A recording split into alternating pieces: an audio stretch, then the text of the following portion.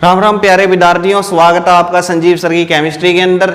तो बच्चों, आज हम पढ़ेंगे क्या हमारा टॉपिक है डिस्कवरी ऑफ प्रोटॉन। जैसे हमने प्रीवियस लेक्चर के अंदर क्या पढ़ा था, डिस्कवरी ऑफ इलेक्ट्रॉन पढ़ा था, उसको हमने नाम दिया था कैथोड रे का।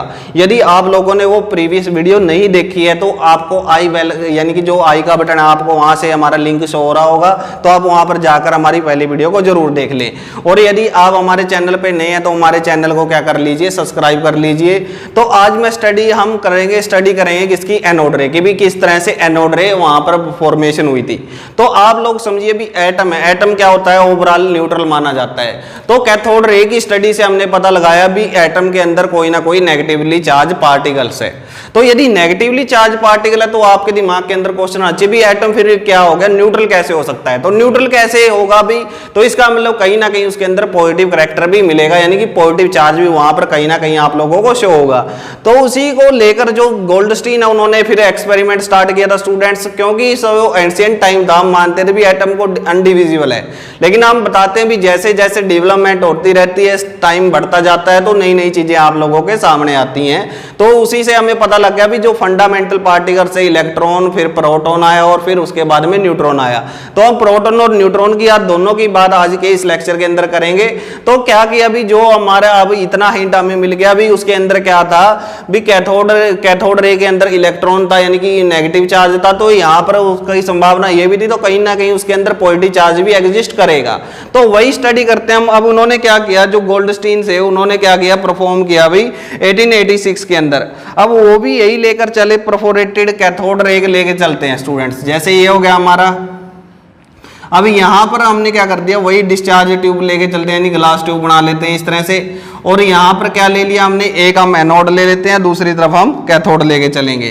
तो यहां पर हमने क्या लिया स्टूडेंट्स, ये हमारी होगी एनोड, यहां से जो रे निकलेगी उसको एनोड बोलेंगे हम। और कैसा चार्ज होता है एनोड के ऊपर, तो आप लोगों को पता होना चाहिए भी यहाँ पर पॉजिटिवली चार्ज पार्टिकल होते हैं। और जो हम क्या बनाते हैं अभी, परफोरेटेड। स्टूडेंट परफोरेटेड का मतलब क्या है, उसके अंदर पोर्स मौजूद होंगे। तो इस तरह से क्या होगा, यहाँ पर पोर्स जो मौजूद होंगे वहां पर हम लेते हैं कैथोड। तो ये एनोड और ये क्या हो जाएगा कैथोड। और कैथोड के ऊपर आप लोगों को पता है भी कैसा चार्ज होता है, कैथोड के ऊपर होता है नेगेटिवली चार्ज। अब इतना आप लोगों को पता। उसके बाद जो हमारा प्रीवियस था वो सारे का सारा ऐसा ही था। इसके अंदर क्या था स्टूडेंट्स, इसके अंदर हमने क्या लगा रखा था, वैक्यूम पंप लगा रखा था, ताकि क्या उसके प्रेशर को हम मेंटेन कर सके। क्योंकि जो ये था वो बहुत कम प्रेशर के ऊपर ही क्या कर रहा था स्टूडेंट्स, वर्क कर रहा था। उसके बाद हमने क्या किया था, जो पीछे की तरफ है यहाँ पर हमने क्या लगा रखा था, जिंक से, यानी कि फ्लोरोसेंट मटेरियल, जो हमने क्या बताया था, टीवी वाला एग्जांपल बताया था, यानी टेलीविजन था जो हमारा, वहां पर क्या है, यहाँ पर भी क्या होती है, जिंक हमने क्या कर रखी है, जिंक की कोटिंग कर रखी है स्टूडेंट्स। तो जिंक की कोटिंग है, तो हमें पता लगाने के लिए अब हमें कैसे पता लगेगा फिर ये यहाँ से यहाँ जा रही है या यहाँ से यहाँ जा रही है। और इसको आप बैटरी के साथ कनेक्ट कर देंगे स्टूडेंट्स, जो भी ये है, तो इनको बैटरी के टर्मिनल के साथ आप लोग कनेक्ट कर देंगे, तो ये चीज हमारे सामने आती है। अब उसके अंदर हुआ क्या था स्टूडेंट्स, अब ये क्या है, हमारा कैथोड है, ये एनोड था हमारा, तो ये मैं लिख देता हूँ, ये एनोड है। और ये परफोरेटेड हमारा कैथोड लेके कौन चले, ई गोल्डस्टीन जी लेके चले इनको। तो यहां से अब क्या देखा स्टूडेंट्स, अब आपको पता है, मैं कैथोड रे को तो इधर इस तरह से दिखा दूंगा भी, ये कैथोड रे है। अब कैथोड रे तो इस तरह से मूव करेंगे स्टूडेंट्स, इसका मतलब नेगेटिवली चार्ज पार्टिकल्स क्या हो रहे हैं, वो इस तरह जो क्या है कैथोड रे हैं जो वहां से निकल रही हैं। तो इनको हम क्या बोलते हैं स्टूडेंट्स, ये हमारी जो रेज निकल रही हैं इसको हम बोलते हैं कैथोड रे। अब ये तो कैथोड रे है, लेकिन हमारा टॉपिक कौन सा है स्टूडेंट्स, टॉपिक है हमारा एनोड रे का। तो इसका मतलब यहाँ से जो एनोड से भी कुछ ना कुछ चीज पार्टिकल्स निकलेगी, यानी कि यहाँ से जो बीम निकलती है और वो बीम स्ट्राइक करेगी कहाँ पर जाकर, जो जिंक की कोटिंग है यानी कि फ्लोरोसेंट मटेरियल है उसके साथ जाके स्ट्राइक करती है स्टूडेंट। तो इस तरह से यहाँ से एनोड रे निकलेंगी और बहुत ज्यादा वोल्टेज, वही वोल्टेज है हमारी जितनी हमने पहले लेके चले थे, 10,000 वोल्ट के करीब हम यहाँ पर इसको लेकर चले थे। तो हमें पता लगा भी जब जाने के बाद, यानी कि जो यहाँ पर हमने क्या ली थी, यहाँ पर स्टडी कर रहे हैं H2 गैस को, यानी एक टाइम के लिए हम H2S गैस हमने इसके अंदर फिल की है, उसकी स्टडी कर रहे हैं हम। तो क्या देखा गया स्टूडेंट्स, देखा गया भी यहाँ से कुछ ना कुछ निकल रही है। क्यों निकल रही है, कैसे पता लगा, क्योंकि हमने यहाँ पर क्या लगा दिया, हमने यहाँ पर जिंक की कोटिंग कर दी। जिंक की कोटिंग करने के बाद यहाँ पर परफोरेटेड हमने क्या ली थी, कैथोड रे ली थी, तो उसने क्या हुआ, स्ट्राइक हुई किसके साथ जाके, फ्लोरोसेंट मटेरियल के पास जाके। तो इसका मतलब यहाँ पर कौन मूव करा रहे हैं, यहाँ पर इस तरफ कौन मूव करेगा स्टूडेंट्स, तो पॉजिटिवली चार्ज पार्टिकल्स ये इस तरफ मूव करेंगे, और जैसे इसके ऊपर स्ट्राइक होते हैं तो क्या होगा, यहाँ पर इल्यूमिनेशन होती है, यानी कलर की फॉर्मेशन होगी, और उस कलर से हम बता लेते हैं भाई क्या हो गया इसके अंदर, यानी कोई ना कोई रे निकल गया। उसी ने को नाम दिया था हमने किसका, उस रे को नाम दिया था हमने एनोड रे का। तो ये जो एनोड रे ये निकल रही है, तो इससे पता लगा भी जो एटम है उसके अंदर नेगेटिव चार्ज के साथ साथ क्या होता है स्टूडेंट्स, पॉजिटिव चार्ज भी होता है। तो ये चीज हमारे सामने आई, तो हमें पता लगा भी इस तरह से इसका केस होता है। तो फिर हमने भाई जो बोmbardment की थी भी हाई इलेक्ट्रॉन स्पीड के साथ, यानी कि इसके अंदर क्या कर रहे हैं हम हाइड्रोजन गैस ले रहे हैं और इलेक्ट्रॉन की बहुत ज्यादा हाईली बोmbardment की, तो हमें पता लगा भी वहां पर कोई ना कोई पॉजिटिव चार्ज भी पार्टिकल है। तो इस तरह से हमारे सामने क्या आया भी, इस तरह से स्टडी की जाती है एनोड रे की। और इसकी प्रॉपर्टी देखते हैं भी, इसकी प्रॉपर्टी क्या क्या है। तो इस प्रॉपर्टी के अंदर देखेंगे हम भी क्या होती है, ये भी हमेशा वो क्या होंगी, स्ट्रेट लाइन के अंदर ट्रेवल करेंगी, तो वो प्रॉपर्टीज हम लिख लेते हैं। और ये बिल्कुल सिंपल था स्टूडेंट्स, उसका बिल्कुल थोड़ा सा अपोजिट था। इसके उसके अंदर हमारी एनोड रे वो परफोरेटेड थी, इसके अंदर हमारी कैथोड रे परफोरेटेड है। तो इस तरह से इन्होंने जो डिस्चार्ज ट्यूब लेके चले थे गोल्डस्टीन जी, उन्होंने बताया। तो प्रॉपर्टीज देख लेते हैं किसकी, एनोड रे की। तो देखिए भी प्रॉपर्टीज, तो इसको क्या कहेंगे, प्रॉपर्टीज के अंदर भी क्या होगी हमारी जो कैथोड रे एनोड रे है वो क्या करेंगे, एनोड रे always travel in straight line, यानी कि क्या करेंगे, ऑलवेज ट्रेवल करेंगे किसके अंदर, स्ट्रेट लाइन के अंदर स्टूडेंट्स। तो आप लोगों ने ये भी याद रखना है भी ये क्या करेंगे, स्ट्रेट लाइन के अंदर। जो पिछली प्रॉपर्टी थी वो बिल्कुल हमारी क्या आएंगी, इसके सामने आएंगी। फिर था भी इसके अंदर भी क्या होता है, they are made up of material particle, they are made up of किसका, मटेरियल पार्टिकल्स। तो ये मटेरियल पार्टिकल्स की बनी हुई होती हैं स्टूडेंट्स, ये हमारा पिछली स्टडी किया था। और एक चीज और याद रखनी है स्टूडेंट्स, इसको हम कैनल रे भी बोलते हैं। कैनल रे क्यों बोलते हैं, क्योंकि यहाँ पर क्या होता है, यहाँ पर हमने क्या लिया है, कैथोड है जो हमारा, उसको परफोरेटेड लिया। परफोरेटेड है मतलब यहाँ पर क्या होगी, जैसे आपको पता होगा जो नहर और नदी के अंदर क्या फर्क है, तो वही चीज यहाँ पर अभी पूरा तो होता है उसको तो हम क्या बोलते हैं, यदि पूरा होता तो उसको क्या हो जाता है, एक तरह से नदी हो जाता है। लेकिन ये छोटे छोटे पोर्स इसके अंदर मौजूद होने के कारण इसको हम क्या बोलते हैं, कैनल रे, या इसको हम एनोड रे भी बोलते हैं स्टूडेंट्स। तो ये आप लोगों ने याद रखना है। दूसरा क्या होगा भाई, तीसरी प्रॉपर्टी क्या है इसकी, दो तो आप लोगों ने पढ़ ली, तीसरी क्या आएगी इसके अंदर भाई, यहां पर क्या होता है, दे आर पॉजिटिवली चार्ज। तो ये किस तरह के है, दे आर पॉजिटिवली चार्ज। तो इसके अंदर क्या आ गया स्टूडेंट्स, पॉजिटिवली चार्ज पार्टिकल होने के कारण इसको हम क्या बोलते हैं, दे आर पॉजिटिवली चार्ज। तो इनके ऊपर कैसा चार्ज था, पॉजिटिव चार्ज था स्टूडेंट्स। तो इस तरह से आप इनकी स्टडी कर सकते हैं, क्योंकि जो डिफ्लेक्शन है हमारी वो क्या होता है, अब इसको भी किस तरह से पता लगाया। अब हम यहाँ पर भी वो क्या किया था हमने, जैसे पिछले एक्सपेरिमेंट के अंदर इलेक्ट्रिक फील्ड और मैग्नेटिक फील्ड लगाए थे, तो क्या होता है, जैसे ये क्या होगा, अब यहाँ से पॉजिटिव चार्ज पार्टिकल निकल के बाहर आ रहा है, तो इसका मतलब क्या होता है स्टूडेंट्स, भी जो पॉजिटिव चार्ज क्या होगा, नेगेटिव टर्मिनल की तरफ डिफ्लेक्ट होगा। तो इससे हमें पता लगता है भी वहां पर क्या होगा, इसके अंदर मौजूद है कैसा चार्ज, पॉजिटिव चार्ज यहाँ पर मौजूद रहता है, और इसलिए हम इसको क्या बोलते हैं, पॉजिटिव रे भी बोला जाता है। और दूसरा भी इनकी क्या होती है, EM/Y रेशो, यानी कि like cathode ray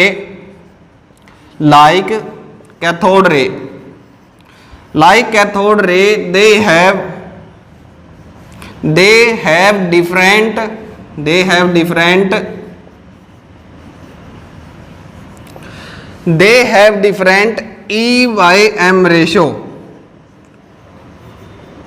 for different gases। हर एक गैसेज के लिए क्या होगा स्टूडेंट, इसकी जो EM और E/M रेशियो है वो क्या थी, डिफरेंट होगी फॉर डिफरेंट गैसेज।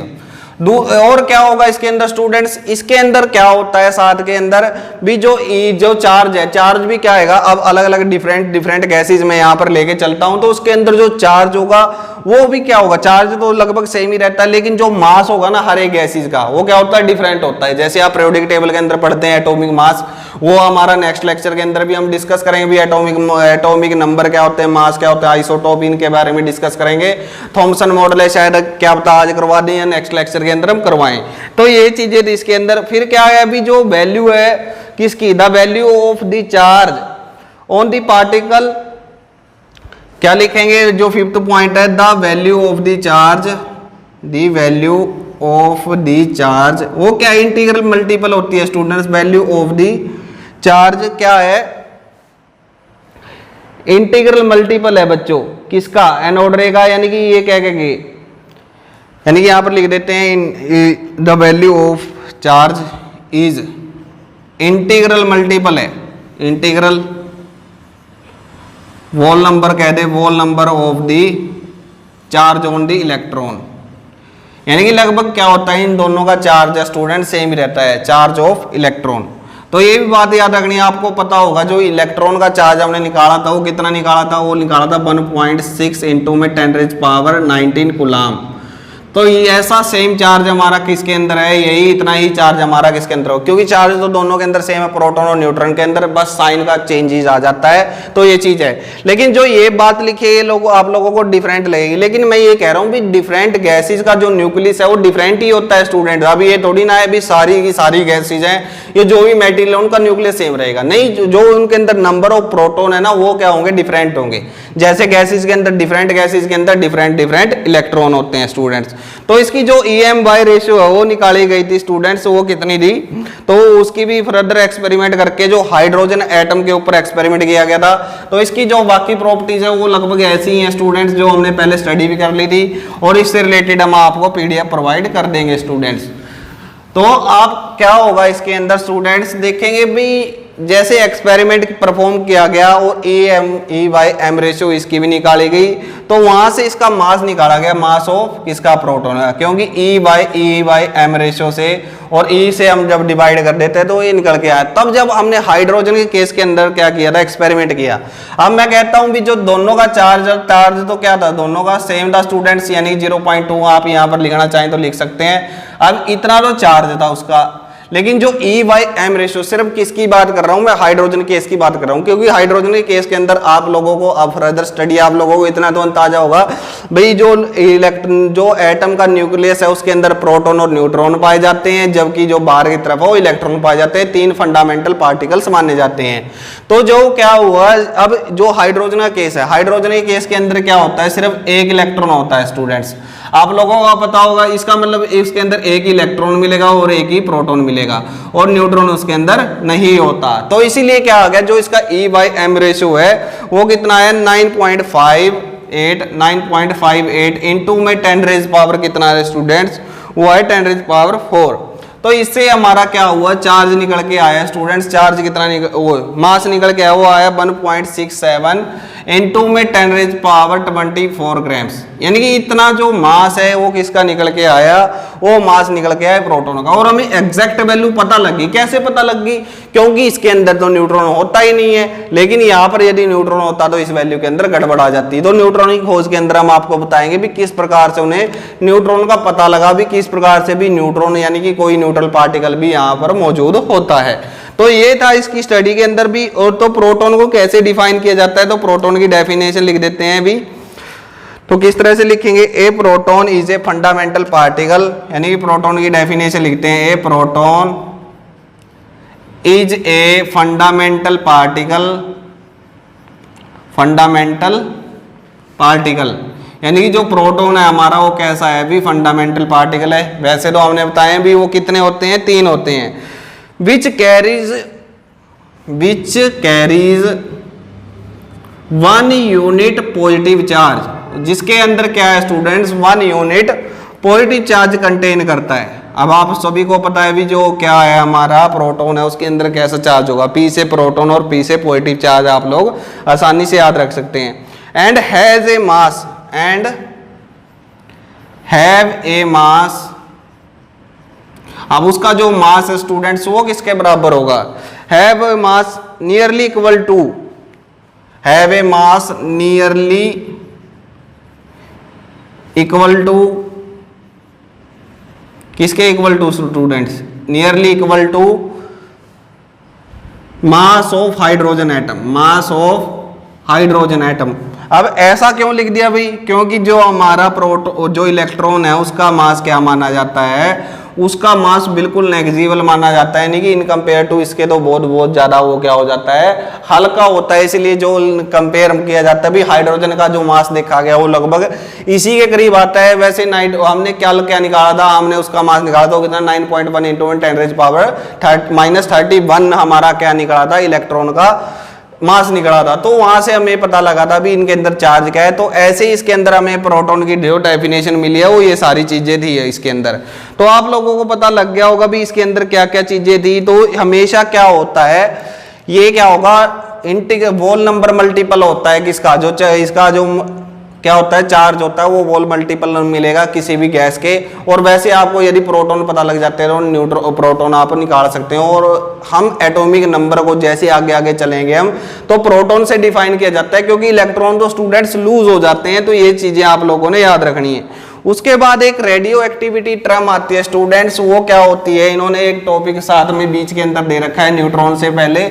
अब ये कैसे पता लगा भी इनके अंदर भी पॉजिटिवली चार्ज या नेगेटिवली चार्ज पार्टिकल्स भी मौजूद होते हैं। तो एक रेडियो एक्टिविटी की डेफिनेशन लिखता हूं मैं, उसके बाद उसको करने की कोशिश करते हैं। तो रेडियो एक्टिविटी के अंदर हम क्या बोलेंगे, अब वैसे आपने देखा होगा भी कुछ हमारी वाचीज होती हैं रेडियो एक्टिविटी। आपने जो हमारी क्या है जो रिस्ट वॉचेज होती हैं, तो उसके अंदर कई बार क्या होता है, जैसे वो सुइयों वाली घड़ी होती है, तो आपको देखते हो भी अंधेरे के अंदर भी आप लोगों को, यानी कि नाइट के टाइम पर भी आप क्या कर सकते हो, टाइम देख सकते हो। क्योंकि वहां पर जो सब्सटेंस लगाए हुए होते हैं ना स्टूडेंट्स, वो क्या होते हैं, रेडियो एक्टिव एलिमेंट्स होते हैं। वो क्या करते हैं, लगातार लाइट को एमिट करते रहते हैं, इलेक्ट्रॉन को छोड़ते रहते हैं।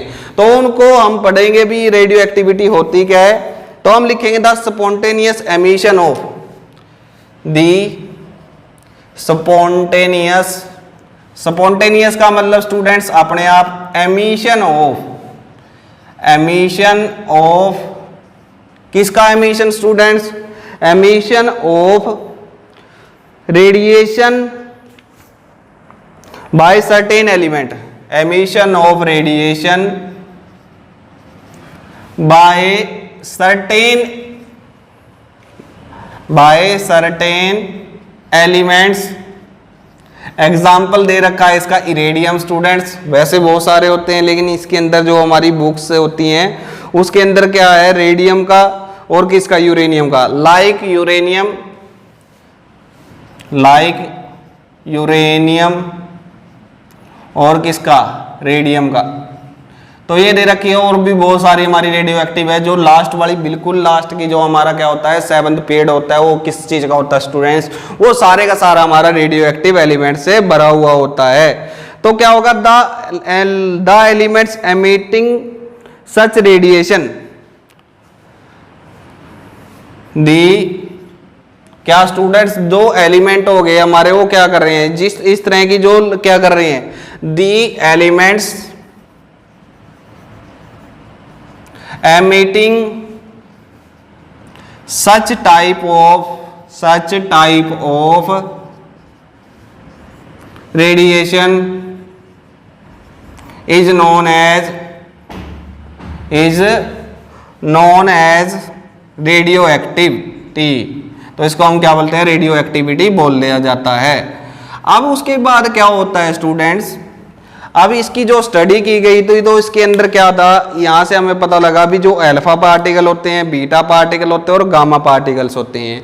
जैसे क्या हुआ है, एक जो हमारी क्या है, कोई भी मेटल ब्लॉक लिया जाता है, उस मेटल ब्लॉक के बीच के अंदर, मतलब जैसे ये मेटल हमारा कोई भी मेटल ब्लॉक है, जैसे कि हम एग्जाम्पल करें रेडियम की बात करें, तो वहां पर क्या रख दिया जाता है, तो उसके बीच के अंदर, यानी मेटल ब्लॉक के अंदर यहाँ कर बीच के अंदर, तो एक क्या रख दिया जाता है, पार्टिकल्स रख दिया जाता है। जैसे कि हम यहाँ पर रख देते हैं, तो यहाँ पर कोई भी पार्टिकल रखा जाता है और यहाँ पर ऊपर की तरफ क्या किया जाता है, इलेक्ट्रिक फील्ड, यहाँ पर एक फोटोग्राफिक प्लेट ले ली जाती है और यहाँ पर इलेक्ट्रिक फील्ड अप्लाई किया जाता है स्टूडेंट्स।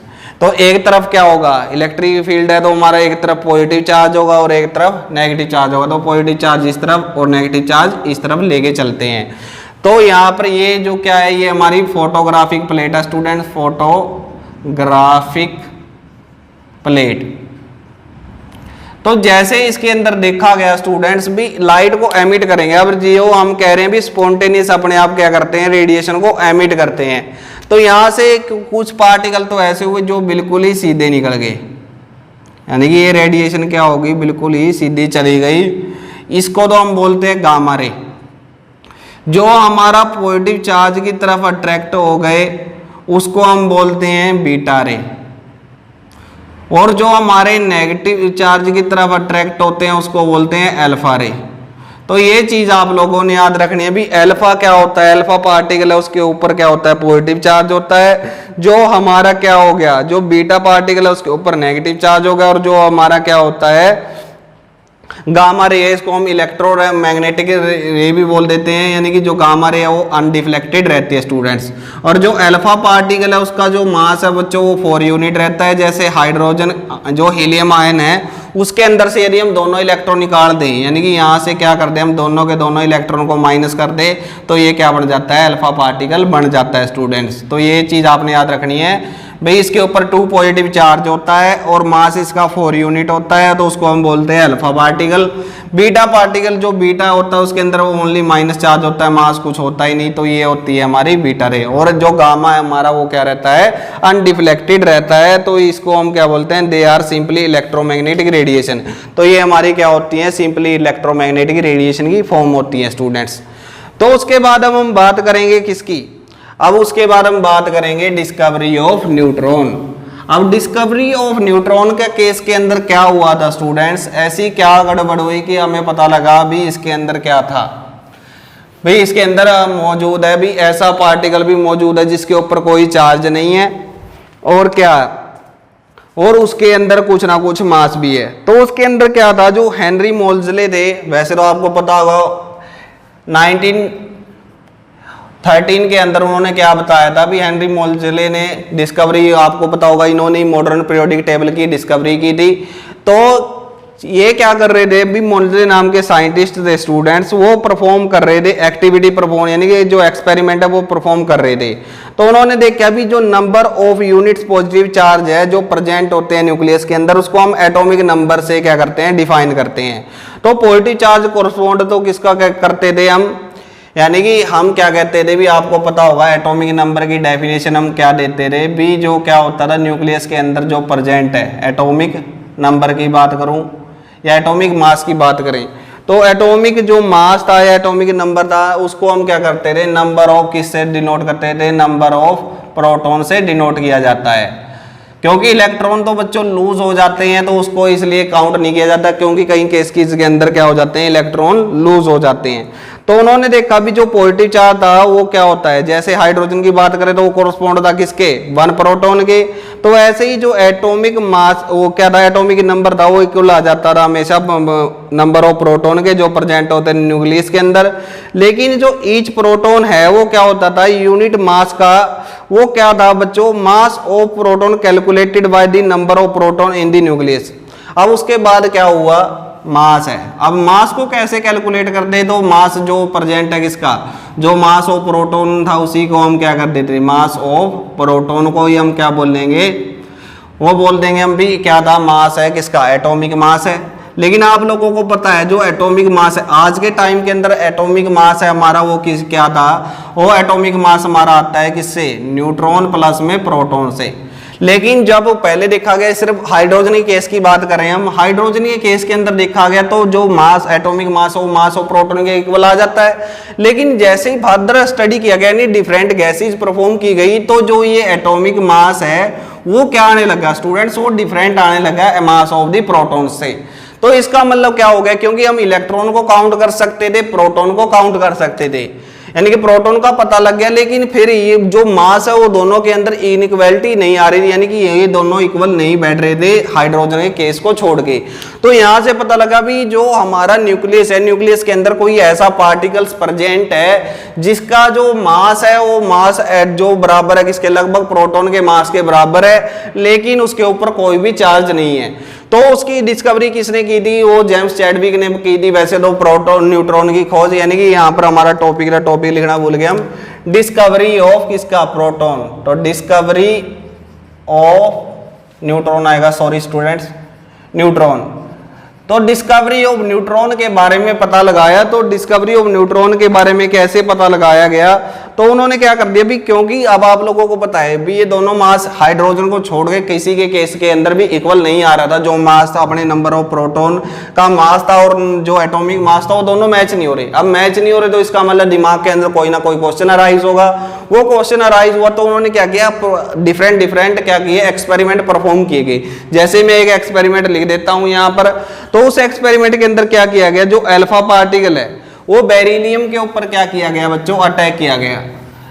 वैसे हम रदरफोर्ड का नेक्स्ट लेक्चर के अंदर हम रदरफोर्ड का भी एक्सपेरिमेंट पढ़ेंगे। अब देखिए भी क्या हुआ, जो अल्फा पार्टिकल है इसको मैं दिखा देता हूं भी, ये क्या है, हमारा अल्फा पार्टिकल है। अब अल्फा पार्टिकल का आपको चार्ज भी पता है और मास भी पता है। कितना चार्ज होता है स्टूडेंट्स, चार्ज होता है इसका कितना, अल्फा पार्टिकल के ऊपर चार्ज क्या होगा, +2 होगा। तो चार्ज लिख देता हूं मैं, चार्ज +2, और जो मास होगा हमारा वो क्या होता है, 4 यूनिट्स होता है स्टूडेंट्स। तो 4U लिख देता हूं मैं। अब ये पता है तो इसने ये अटैक करता है किसके ऊपर, बेरिलियम के ऊपर। तो इसका अटैक हम दिखाते हैं किसके ऊपर है। अब ये एटम है हमारा किसका, बेरिलियम। बेरिलियम का आपको पता हो तो जो एटॉमिक नंबर कितना होता है, एटॉमिक नंबर तो होता है इसका, एटॉमिक नंबर तो होता है इसका 4, और जो एटॉमिक मास होता है, यानी कि जो मास की बात करें वो होगा कितना, वो होता है इसका 9। तो जैसे ही हमने क्या किया, जो अल्फा पार्टिकल तो उसका स्ट्राइक किया हमने किसके साथ, बेरिलियम के साथ। तो यहाँ पर क्या बना, यहाँ पर हमें मिला, एक तो मिला क्या, कार्बन मिलता है स्टूडेंट्स, यानी कि एक तो हमें यहाँ पर मिलता है कार्बन। अब कार्बन का आपको एटॉमिक मास पता है कितना, एटॉमिक नंबर कितना होता है इसका 6। एटॉमिक मास कितना होगा इसका, एटॉमिक मास होता है 12। तो ये यहाँ पर जोड़िए, यानी कि 2 और 4 6 हो गया। तो यहाँ पर चार्ज तो क्या हो गया, चार्ज तो स्टूडेंट्स बराबर हो गया। मान लीजिए हम चार्ज की बात करें तो एटॉमिक नंबर है, चार्ज की बात करूं मैं तो पॉजिटिव चार्ज की बात करें, पॉजिटिव चार्ज यहाँ पर +4 होगा। तो यहाँ पर क्या होगा, यानी नंबर ऑफ प्रोटॉन की बात करें हम, यहाँ पर कितने होंगे प्रोटॉन, यहाँ पर भी बच्चों +6 होंगे। ये प्रोटॉन है हमारे, ये प्रोटॉन कितने हो गए, 4 हो गए। और यहाँ पर प्रोटॉन कितने थे, पॉजिटिव चार्ज प्रोटॉन के कारण ही है। आप चार्ज से समझना चाहें, एटॉमिक नंबर से समझना चाहें, यानी कि इसका एटॉमिक नंबर हम क्या कहते थे, या इसको आप एटॉमिक नंबर भी बोल सकते हो। फिलहाल इस टाइम के लिए बोल रहे हैं हम भाई, आप क्या मानिए भाई, ये क्या है, या तो एटॉमिक नंबर मान लीजिए या चार्ज मान लीजिए, कुछ भी मानिए। तो एटॉमिक नंबर इसका 2 और इसका 4, तो ये कितना आ गया, 6 आ गया। अब यहाँ पर देखिए जो मास है, यहाँ पर कितना है, 9 + में 4, यानी कितना हो गया, 13 हो गया।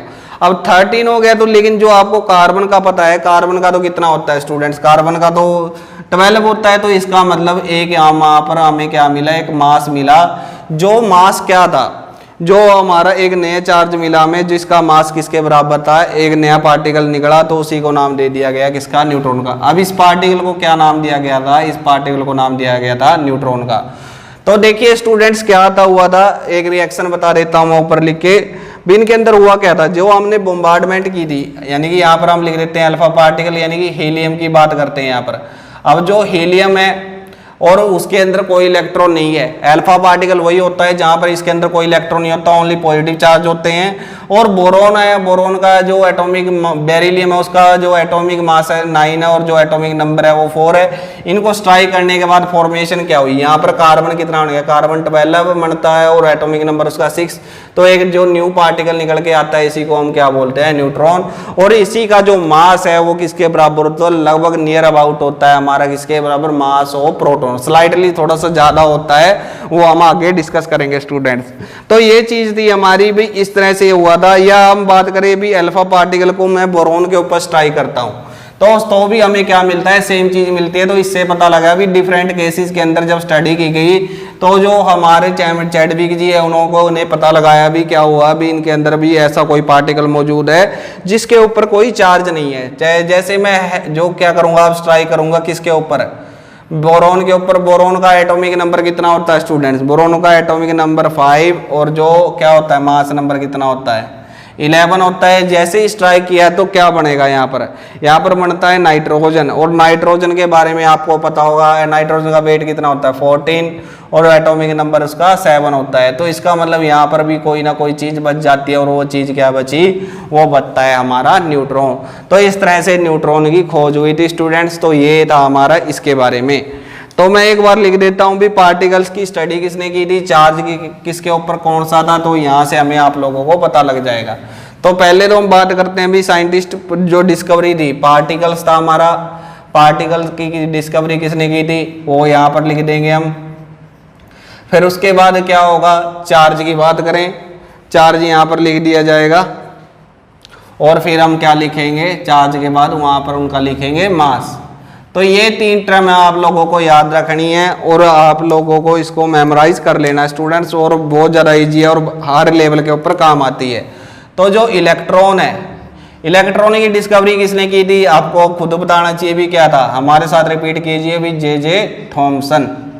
तो जे थॉमसन ने डिस्कवरी की थी किसकी, इलेक्ट्रॉन की। चार्ज कैसे आता था इसका, माइनस चार्ज होता था। तो ये आप लोगों को पता है। और जो मास है उसका कितना होता था 9.1 इंटू में 10, यानी कि फ्रैक्शन के अंदर लिख सकना चाहो तो क्या होगा 0.934 इंटू में 10⁻31 ग्राम, यानी कि इतना जो इसका ग्राम का इतनावा हिस्सा था जो वो होता था हमारा क्या, इसका एटॉमिक मास।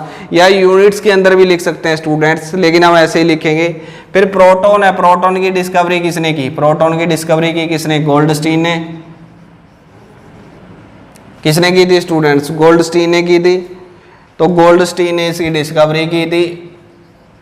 और इसका जो चार्ज था वो कितना था, वो इसका चार्ज +1 था। मास कितना आया था इसका मास आया था स्टूडेंट्स हमारे पास 1.67262 इंटू में 10⁻27 ग्राम। ऐसे ही जो अब फिर बाद में हमारा किसकी खोज हुई, न्यूट्रॉन की खोज हुई। और न्यूट्रॉन के ऊपर कैसा चार्ज था, वो डिस्कवरी किसने की थी, चैडविक ने की थी। और चैडविक चार्ज कैसा आया था इसके ऊपर, 0 आया था। और मास कितना था इसका स्टूडेंट्स 1.67, यानी कि ये यूनिट तो इनकी सेम रहती है, लेकिन जो लास्ट वाले डिजिट है वो थोड़े से डिफरेंट हो जाते हैं। 493 और 10⁻27। अब हम इसको सिमिलर क्यों कह रहे थे स्टूडेंट्स, क्योंकि हम ज़्यादातर इन 2 डिजिट को उठाते हैं इसलिए इसको सिमिलर कह रहे थे। और आप लोगों के लिए एक होमवर्क देते हैं, तो आप लोगों ने ये बताना है भी इनकी डिस्कवरी कब हुई थी। तो ये आप हमें कमेंट बॉक्स के अंदर लिख के बताएंगे भाई इनकी जो इलेक्ट्रॉन है, प्रोटॉन है और इसकी जो डिस्कवरी वो कब हुई थी और किस तरह से हुई थी। तो ये था हमारा आज का लेक्चर। उसके बाद हमने पिछली बार आप लोगों को बताया था, वो क्वेश्चन भी आ जाता है। क्वेश्चन क्या है students, What is the basic principle of television picture tube और फ्लोरोसेंट लाइट ट्यूब।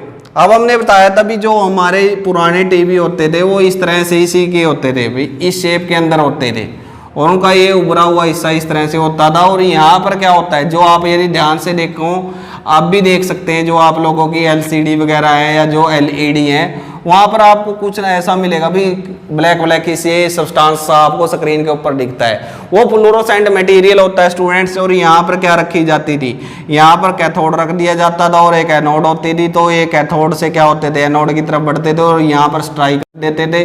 और जिस भी पार्ट के ऊपर स्ट्राइक कर देते थे वहाँ पर इल्यूमिनेशन आ जाती थी, वो कलर शो करते थे। तो इस तरह से हम पता लगाते थे भी टेलीविजन के अंदर क्या था, जो फ्लोरोसेंट मटेरियल है वो क्या हो जाता है, कैथोड रे के स्ट्राइक के साथ वो क्या करने लग जाता है, इल्यूमिनेट करने लग जाता है। तो ये था स्टूडेंट्स आज का हमारा लेक्चर, जिसके अंदर हमने पढ़ा भी डिस्कवरी ऑफ प्रोटॉन और डिस्कवरी ऑफ न्यूट्रॉन। तो काफ़ी इजी रहा होगा। जैसे आप लोग एक दो बुक से इसको ट्राई करते हैं तो आप लोगों को आसानी से समझ में आ जाएगा भी हम क्या बताना चाह रहे थे और किस तरह से इनकी डिस्कवरी हुई थी। हो सकता है भी एक दो बातें यहाँ पर रह भी गई हो, तो उसके लिए आप क्या करेंगे भाई, दोबारा से किसी ना किसी बुक को स्टडी करेंगे तो वहाँ से आपकी वो बातें भी क्लियर हो जाएंगी स्टूडेंट्स, क्योंकि आपके मन में ना रहेगी किसी प्रकार की कोई मिस्ट्री, क्योंकि आपके संजीव सर आप लोगों को पढ़ा रहे हैं केमिस्ट्री। तो बच्चों मिलते हैं नेक्स्ट टॉपिक में हम थॉमसन और रदरफोर्ड मॉडल के साथ, और साथ में यदि हमारे साथ हुआ तो हम एटॉमिक नंबर के बारे में, एटॉमिक नंबर भी उसी के अंदर स्टडी करेंगे। तो थैंक यू बच्चों, और मिलते हैं नए लेक्चर के अंदर नई वीडियो के साथ। Bye bye.